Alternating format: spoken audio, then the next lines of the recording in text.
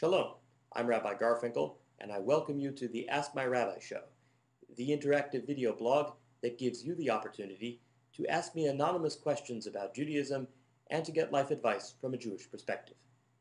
Today's question comes from Lisa and David in Huntsville, Texas, and as always, names and places have been altered for the sake of privacy. Lisa and David's question is, can couples have sex before marriage? If so, is it a double mitzvah to do it on Shabbat even if a couple is not married? Lisa and David, some people would say that the answer to your question is simple, and others would say that the answer is complicated. I would say that it is both simple and complicated.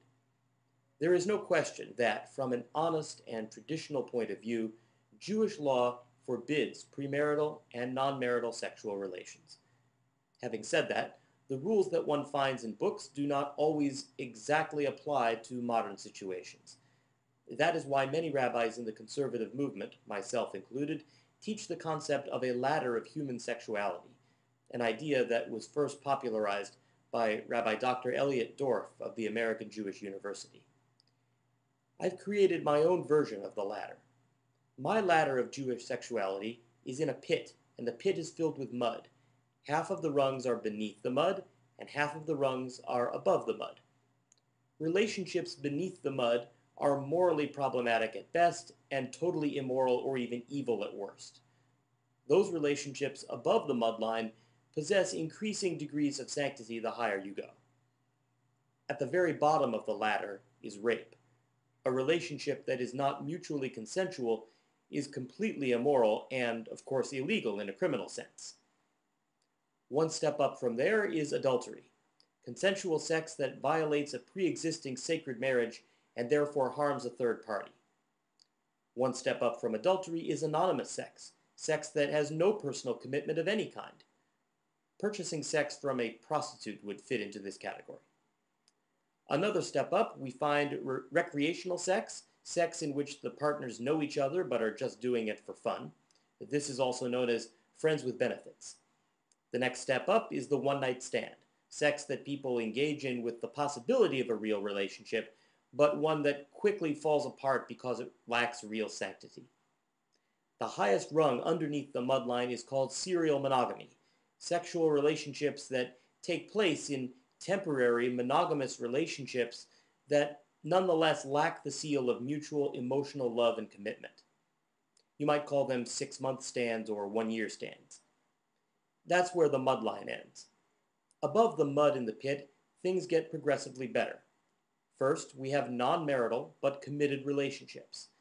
This is sex that takes place in a relationship in which both people have permanently committed to each other, but who have decided for whatever reason to not marry. One step up from there is sex between engaged couples, those who have publicly stated their intention to marry in the very near future. At the very top of the ladder is real marriage.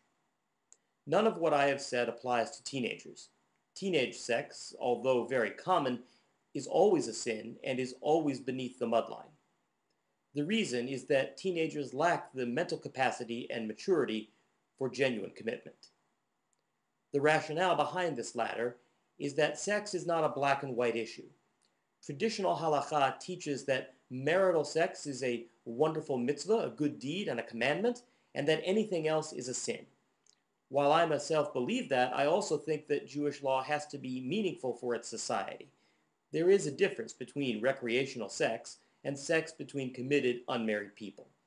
That is a distinction that traditional halakha does not really recognize, but should.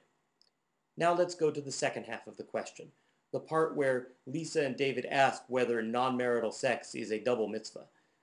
The answer is that non-marital sex can never be called a single mitzvah, much less a double mitzvah. I do not mean to say that non-marital sex is a mitzvah or even that it is permitted.